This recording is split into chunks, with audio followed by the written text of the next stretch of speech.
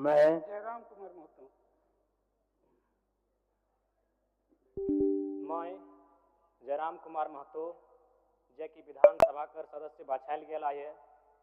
सत्य निष्ठा से मैं क्रिया खाहूँ कि आइने दिगेले थापल भारत कर संविधान के प्रति सत्य श्रद्धा और निष्ठा रखब। मैं भारत कर प्रभुता और अखंडता के बाँचाए रखब और जह पदवीटा मैं धारण करब अकर कर्तव्य के श्रद्धापूर्वक निर्वहन करब। जय झारखंड, जोहार झारखंड।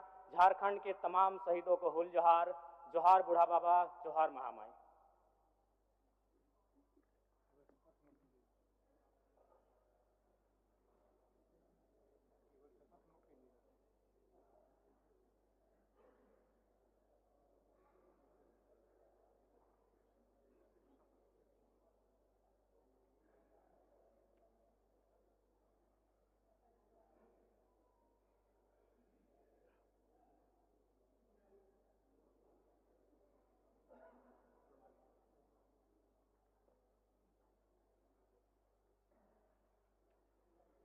विधानसभा निर्वाचन क्षेत्र संख्या 35